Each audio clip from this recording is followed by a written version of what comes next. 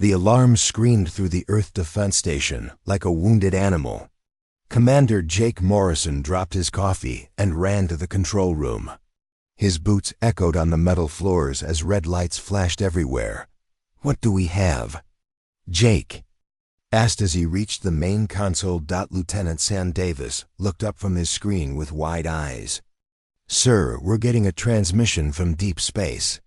It's coming through the quantum relay system," Jake frowned. Only the Galactic Council used those channels. Earth had received exactly 3 messages from them in the past 10 years. The first was a warning to stay in their own solar system. The second was a trade offer that went nowhere. The third was another warning about human expansion. "Put it through," Jake ordered. The main screen flickered to life. A strange creature appeared on the display. It looked like living crystal shaped into a person. The being's body was clear and blue, with light moving through it like water. When it spoke, its voice came through the translator as soft and musical. "I am Ambassador Veltar of the Zephyrian people. I speak for the Galactic Council in this desperate hour." The crystal being seemed to shake as it continued. "We need your help. We know humans are classified as Deathworlders. We know your species frightens most of the galaxy. But we have nowhere else to turn." Jake exchanged looks with his crew. Dr. Lisa Parker stepped forward. She was Earth's best expert on alien life. "Ambassador, what kind of help do you need?" The alien's form grew dimmer. "Our colony world of New Haven is under attack. The enemy calls themselves the Ravagers. They are like machines made of living meat. They consume everything. Our weapons do nothing to them. Our soldiers cannot fight them." Lieutenant Davis pulled up star charts on his secondary screen. New Haven was 3 weeks away at maximum speed. Jake watched the alien ambassador continue. His plea: "The Ravagers landed 6 months ago. They came in ships that look like giant bugs. First, they ate our forests. Then they attacked our cities. Now they hunt our people for food." Veltar's light pulsed faster. The Galactic Council sent help. The ethereal fleet tried to stop them. The Harmony sent their warrior class. All of them failed. Dr. Parker leaned closer to her console. "Ambassador, what makes you think humans can succeed where others failed?" The crystal being was quiet for a long moment. "Because you come from a death world. Your planet tried to kill you for millions of years. You survived by becoming killers yourselves. You know how to fight things that want to eat you." Jake felt a chill run down his spine. The galaxy saw humans as monsters. Earth was considered one of the most dangerous planets in known space. Most worlds that produced intelligent life were peaceful places with gentle weather and friendly animals. Earth was different. Earth had ice ages and volcanoes. It had predators with teeth like knives and storms that could flatten cities. "How many survivors are on New Haven?" Jake asked. "Maybe 50,000. They hide in underground shelters. The Ravagers are hunting them down one by one." Veltar's form flickered like a dying light bulb. "Please, we will give you anything. Technology, resources. Just save our people." Jake looked around the control room. His crew was watching him with serious faces. They all knew what this meant. If humans helped the Galactic Council, everything would change. If they refused, 50,000 innocent beings would die. "We'll need tactical data on these Ravagers," Jake said finally. "Ship designs, weapons, fighting patterns. Everything you have." Relief flooded through Veltar's crystalline form. "I will send everything immediately. Thank you, Commander Morrison. You may be our only hope." The transmission ended. The control room fell silent except for the hum of computers. Jake rubbed his face with both hands. This was bigger than anything Earth had faced before. "Sam, get me Colonel Ryan Brooks on the line. Tell him we need his best people." Jake turned to Dr. Parker. "Lisa, I want you to study everything the Zephyrians send us. Find out what makes these Ravagers tick. Over the next 2 hours, Jake assembled his team. Colonel Brooks arrived first. He was a big man with scars on his face from the African Wars. Behind him came Sergeant Maria Rodriguez. She was smaller than Brooks, but twice as dangerous. Her record in urban combat was legendary. Lieutenant Pete Johnson showed up carrying a bag full of tools. He was the best explosives expert in the Earth. Defense Forces. If something needed to blow up, Pete was the man to call. Dr. Amy Clark came last. She was a combat medic who had saved more lives than anyone could count. They gathered in the briefing room as data from the Zephyrians filled the screens. The Ravagers looked like nightmares made real. They had metal bones and living flesh. Their ships were covered in teeth and claws. They moved like hungry animals but fought with machine precision. "These things are designed for one purpose," Colonel Brooks said as he studied the images. "To kill and eat everything they find." Sergeant Rodriguez pointed at the tactical reports. "Look at how the Council forces fought them. They used energy, weapons from long range. They tried to avoid close combat. That's why they lost." Dr. Clark shook her head as she read medical reports from the survivors. "The Ravagers don't just kill. They study their prey. Each attack teaches them more about their enemy. They're getting smarter." Lieutenant Johnson was examining the failed bombing attempts. The Council tried to destroy Ravager positions with orbital strikes, but these things dig underground. They spread out. You can't kill them all from space. Jake listened to his team discuss the situation. These were Earth's best warriors. They had fought in deserts and jungles. They had survived wars that would terrify most alien species. If anyone could handle the Ravagers, it was them. "The Zephyrians are telepaths," Dr. Parker reported from her analysis station. "They share thoughts and feelings. They've never had wars because they understand each other too well to fight. The same is true for most Council species. They evolved on peaceful worlds." "Which means they don't know how to kill," Colonel Brooks concluded. "They've never had to learn," Jake nodded. "That was the key difference. Humans came from a world that had tried to kill them every day for millions of years. They learned to fight back. They learned to hunt. They learned to win by any means necessary. All right, people, we leave in 12 hours. Pack for extended combat operations. We're going to show the galaxy what happens when you threaten innocent people." Jake stood up and looked at each member of his team. "And we're going to show them why Earth breeds survivors."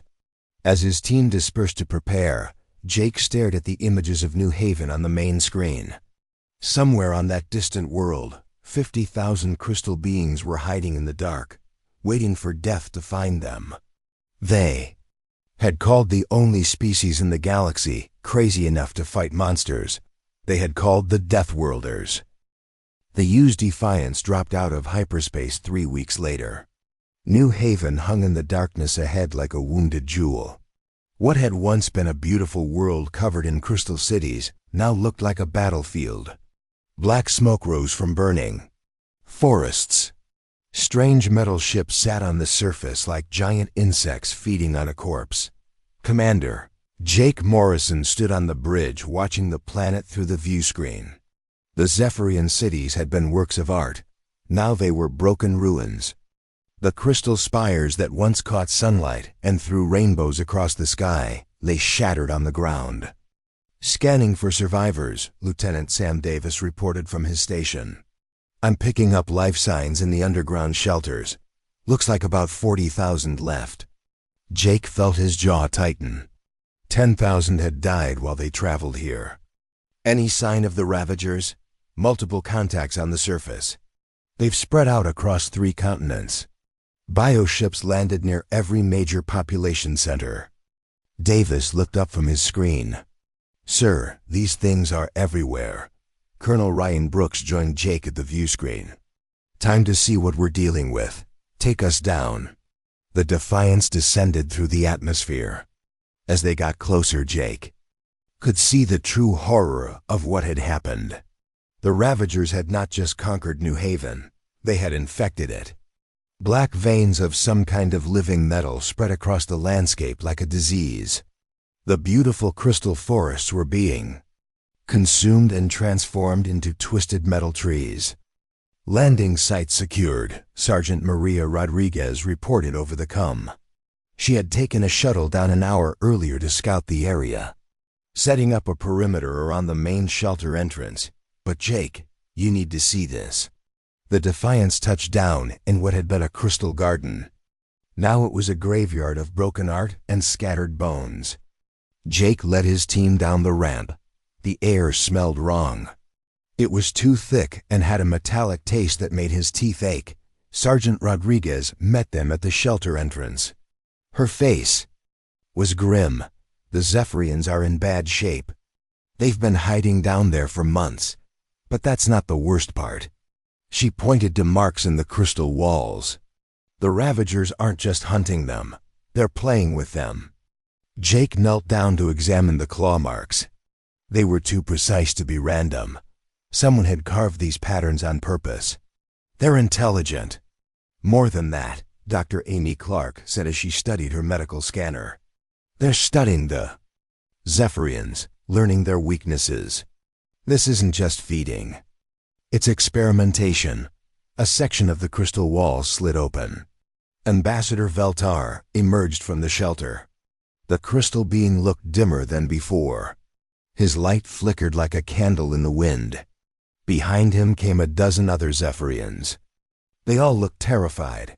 Commander Morrison, Veltar said. His musical voice was barely a whisper. You came. We said we would, Jake replied. What's the situation down there? We have food for maybe 2 more weeks. Water for less. The children are sick from breathing recycled air. And the Ravagers are digging. Veltar's form pulsed with fear. They're trying to find us. Lieutenant Pete Johnson was already unpacking his equipment. How thick are these walls? 50 meters of solid crystal. It took our ancestors centuries to carve these chambers. Pete looked at the claw marks. Again, how long have they been digging? 3 days. Pete did quick math in his head. At this rate, they'll break through in a week. Dr. Lisa Parker was scanning the area with her instruments. Jake, I'm reading massive biosignatures moving underground. The Ravagers aren't just on the surface anymore. They're building something down there. A low rumble shook the ground. Everyone looked up as shapes appeared in the sky. 3 Ravager bioships descended toward their position. The ships looked like giant wasps made of metal and meat. Weapons ports opened along their sides. Everyone into the shelter, Jake ordered. Now, the Zephyrians fled underground. The human team followed them down crystal stairs that sparkled even in the dim emergency lighting. The shelter was larger than Jake had expected. Thousands of crystal beings filled the chambers. They moved aside as the humans passed, their forms flickering with curiosity and fear. They're beautiful, Dr. Clark whispered as she watched Zephyrian. Children playing in the soft light of their parents' bodies. And they're dying, Colonel Brooks added. The air down here was stale and thin. Too many people and too small. A space. Jake found a quiet corner to set up his command post. The other humans gathered around him as Ambassador Veltar provided more details about the Ravager attacks. They came from the void between stars, Veltar explained. No warning, no demands, they just started feeding. First on our forests, then our cities, now on us. Sergeant Rodriguez was studying tactical maps of the area. What about the Galactic Council forces? Where did they fail? The Ethereals tried to fight them in space. Their energy weapons had no effect. The Ravager ships just absorbed the power and grew stronger. Veltar's light dimmed further. The Harmony sent ground troops. Thousands of their warrior class. The Ravagers killed them all in a single night. How? Jake asked. The Harmony fight. With honor, they announce their attacks. They give their enemies time to prepare. They follow rules of war that date back millennia, Veltar looked directly at Jake. The Ravagers have no honor. They strike from ambush. They use poison. They target the wounded. Jake exchanged glances with his team. They understood now why the Council forces had failed. They had been fighting a civilized war against an enemy that had no concept of civilization. "Show me their attack patterns," Jake said. Veltar shared his memories through the crystal walls. Images flowed past them showing the Ravager assaults. The creatures moved like pack hunters. They would surround their prey, cut off escape routes, then close in for the kill. But they always left survivors. Always let some escape to tell others what had happened. "They want you to be afraid," Colonel Brooks observed. "Fear makes prey easier to catch." Dr. Parker was analyzing the biological data. These things are partially mechanical. They can adapt their biology in real time, change their armor, grow. New weapons even alter their size. But they're still alive, Dr. Clark pointed out. They have nervous systems. They feel pain. They can be killed. Lieutenant Johnson was examining the shelter's defenses. The problem is getting close enough to kill them. The Council forces tried to fight from a distance. But these things are built for close combat. A new sound echoed through the shelter. It was like metal scraping against crystal. The Zephyrians went silent. Even their children stopped playing. "They're here," Veltar whispered. Jake looked at his team. These were Earth's best soldiers. They had trained for situations like this their entire lives. But facing an enemy that had defeated the combined forces of the Galactic Council was something else entirely. "All right, people," Jake said quietly. "Time to show these things what happens when they hunt humans." The scraping sound grew louder. Cracks appeared in the crystal walls. The Ravagers were coming, and for the first time in their existence, they were about to meet prey that would fight. Back. The crystal wall exploded inward with a sound like breaking glass. Chunks of beautiful blue stone scattered across the shelter floor. Through the hole came something that belonged in nightmares. The Ravager was 8 feet tall and covered in black. Metal plates that pulsed with red light. Its head was all teeth and glowing eyes. 6 arms ended in claws that could cut through steel. When it moved, Jake could hear gears grinding inside its body. The Zephyrians screamed and ran deeper into the shelter. Their musical voices turned into sounds of pure terror. The crystal children pressed against their parents as the adults tried to shield them with their own bodies. Commander Jake Morrison was the first human to move. He pulled his plasma rifle and fired 3 shots into the creature's chest. The energy bolts hit the metal armor and bounced off like raindrops. The Ravager turned its glowing eyes toward him and smiled with too many teeth. "Spread out," Jake shouted to his team. "Don't let it corner us." Sergeant Maria Rodriguez was already moving. She circled left while Colonel Ryan Brooks went right. Dr. Amy Clark pulled the wounded Zephyrians to safety while Lieutenant Pete Johnson looked for something that would explode. The Ravager lunged at Jake with incredible speed. Its claws whistled through the air where his head had been a second before. Jake rolled sideways and came up firing. This time he aimed for the creature's joints where the armor was thinner. One shot found its mark. Black blood sprayed across the crystal walls. The Ravager howled and stumbled backward. But instead of falling down, something amazing happened. The wound began to close. New metal grew over the damaged area like living skin.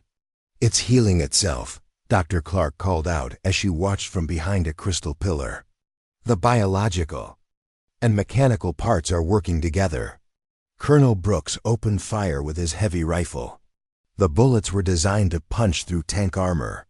They made dents in the Ravager's shell, but nothing more. The creature spun around and charged him. Brooks dove out of the way as claws carved deep grooves in the crystal floor. He rolled behind cover and reloaded. "Jake, our weapons aren't working. Then we get creative," Jake replied. He noticed that the Ravager moved differently now. The wound in its leg made it favor the other side. It can heal, but it takes time. We hurt it faster than it can fix itself. Sergeant Rodriguez understood immediately. She pulled out her combat knife and ran straight at the monster. The Ravager swung its massive claws at her, but she was too fast. She slid under its arm and drove the blade into its back. The knife sank deep between the armor plates. The Ravager screamed and tried to reach her, but she was already gone. Rolling away as black blood poured from the wound, Lieutenant Johnson had found what he was looking for. The shelter's power core was a crystal battery that stored enormous amounts of energy.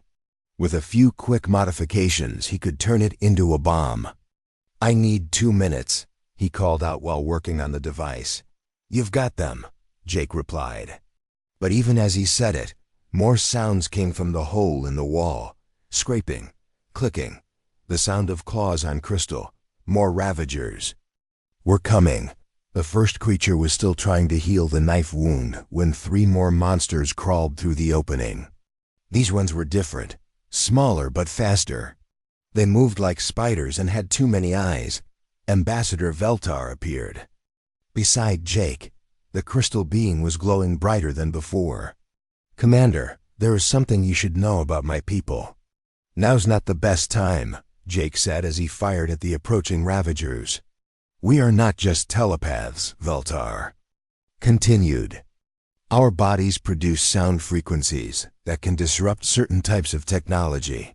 But we have never used this ability as a weapon." Jake looked at the crystal being with new understanding. "You mean you can hurt these things?" "Perhaps. But it would require us to do violence. To use our gifts to cause pain. This goes against everything we believe." One of the spider-like Ravagers leaped at Dr. Clark. She spun away from its claws and hit it with a medical laser. The beam cut through one of its legs. The creature crashed into a wall and started regenerating immediately.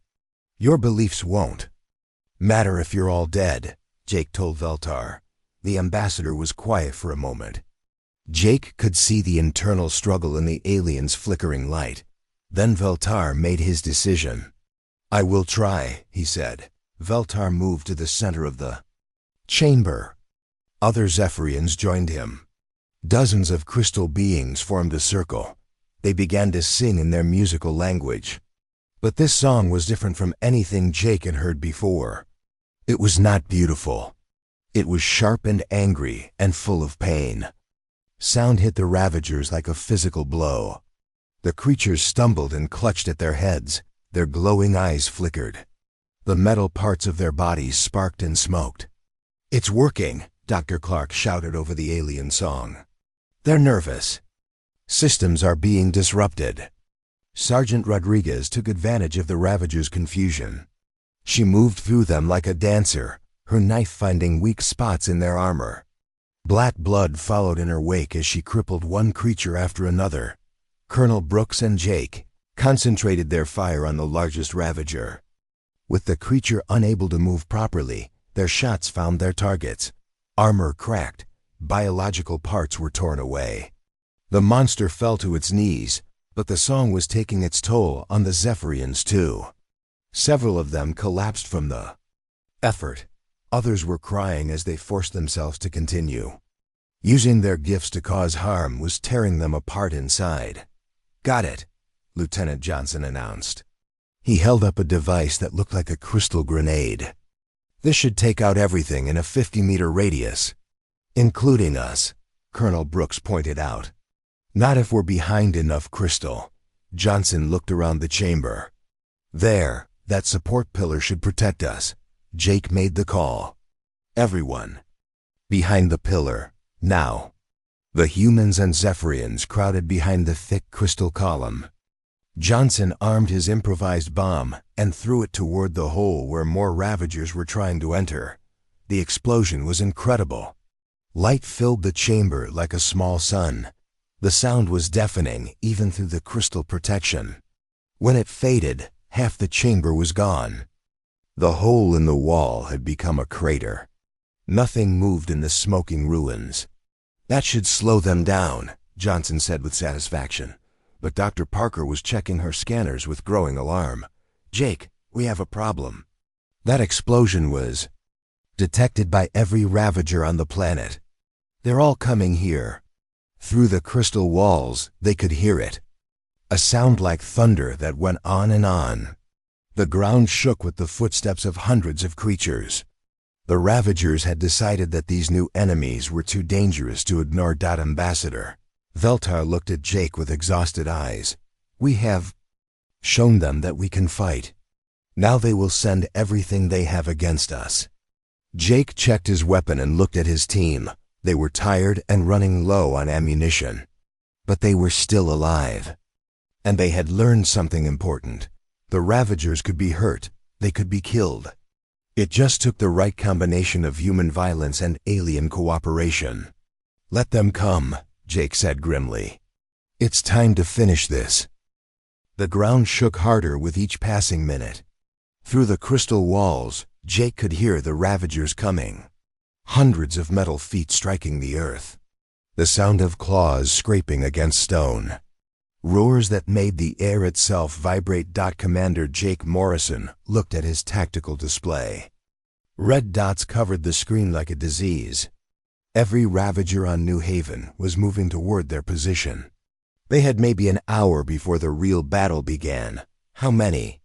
Colonel Ryan Brooks asked as he checked his weapon. "Too many, Lieutenant." Sam Davis replied from his scanner station. "I count over 300 distinct signatures. And they're bringing the big ones." Dr. Lisa Parker looked up from her research station. Her face was pale but determined. "Jake, I think I found something. The Zephyrians aren't just telepaths. Their crystal bodies act like living transmitters. They can amplify each other's abilities." Ambassador Veltar moved closer. The crystal being was still weak from the earlier battle, but his light was steady. "What do you mean, Dr. Parker?" "If enough of your people work together, you could create a frequency wave that covers the entire planet. It would disrupt every Ravager nervous system at once." Veltar's form flickered with understanding and horror. "Such an effort would require hundreds of us, and the strain would kill many." "How many?" Jake asked quietly. "Perhaps half of those who participate. The energy required is enormous. Our bodies were not designed for such violence." Jake felt the weight of command settle on his shoulders. He was asking these peaceful beings to sacrifice themselves. But it might be the only way to save the rest. "There's another problem," Dr. Amy Clark added as she studied the medical data. "The Ravagers are adapting. Each time we hurt them, they learn. They're already developing resistance to the frequency attacks." Sergeant Maria Rodriguez was setting up defensive positions near the main entrance. "Then we need to hit them all at once. No second chances." Lieutenant Pete Johnson was working on his explosives again. "I can rig the entire shelter to blow. Channel the blast upward through the crystal formations.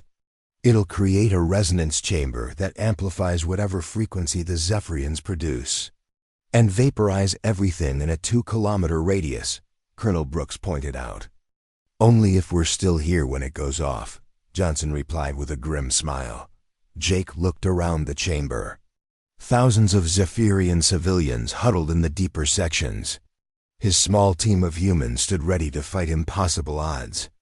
And between them lay the chance to save not just New Haven, but possibly the entire galaxy.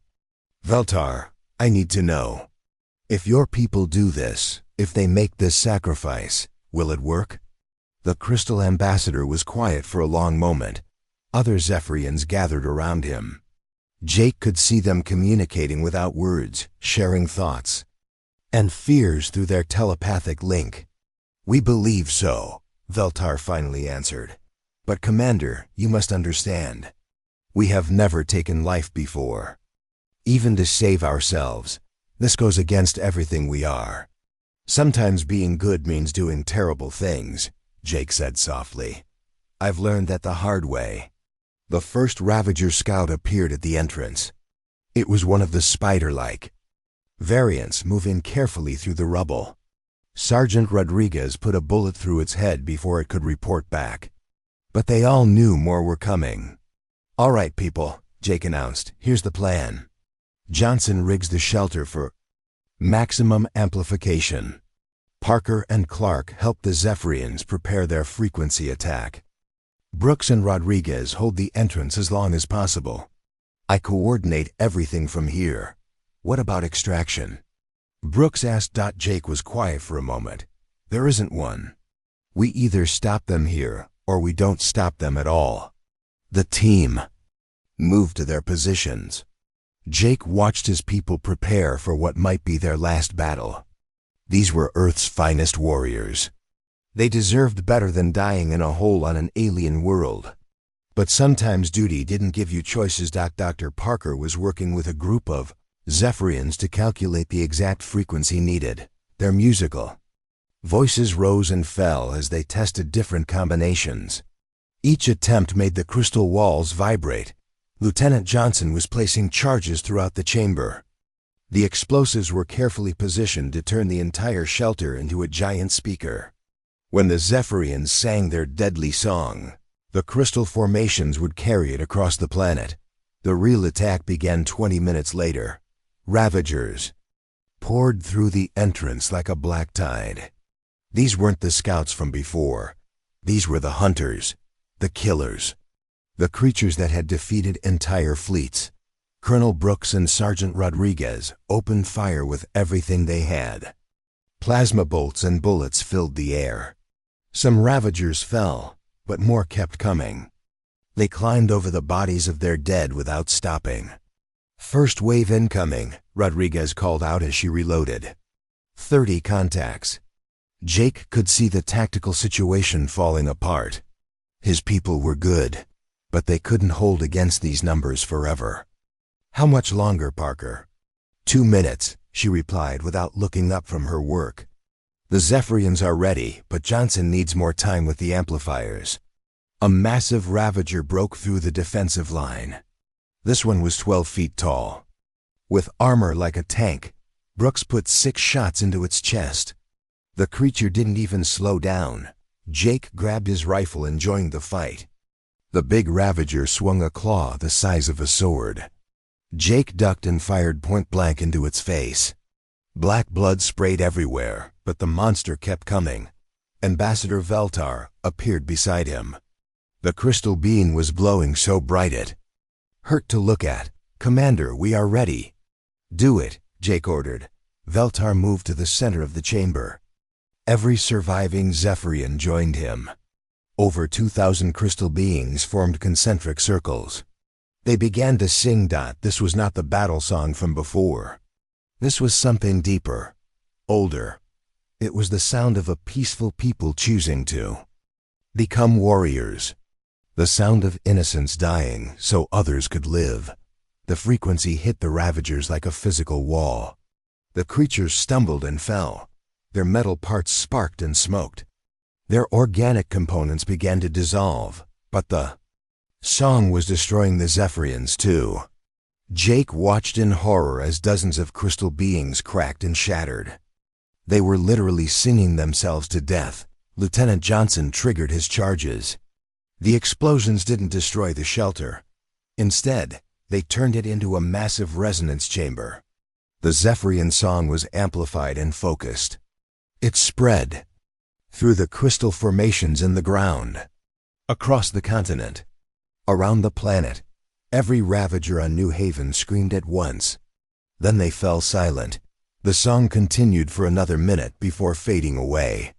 When it ended, nearly half the Zephyrians were gone. The survivors collapsed from exhaustion. Jake checked his scanners. No Ravager signals anywhere on the planet. The bioships in orbit were going dark one by one. The frequency had traveled through their hive mind network, destroying every connected creature across multiple star systems. "It's over," Dr. Clark said quietly. "They're all dead." Ambassador Veltar knelt among the shattered remains of his people. His light was dim but steady. "The price of peace," he whispered. We understand now why humans are feared. Sometimes survival requires becoming the monster. Jake placed a hand on the alien's shoulder. No, you became heroes. There's a difference.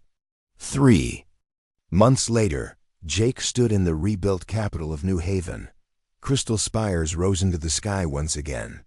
But they were different now, stronger, built by a people who had learned that sometimes peace must be defended with violence. The Galactic Council had offered humanity full membership. They wanted Earth's warriors to protect them from future threats. Jake had accepted, but with conditions. "We'll guard the galaxy," he had told the council leaders. "But we'll also teach you to guard yourselves. Because the universe is a dangerous place. And sometimes the only way to preserve civilization is to remember how to fight for it." The U's Defiance prepared for departure. Jake's team was heading home, carrying with them the knowledge that they had saved not just one world, but potentially the entire galaxy. They had also learned something else. Even Deathworlders could find peace. They just had to be willing to fight for it first.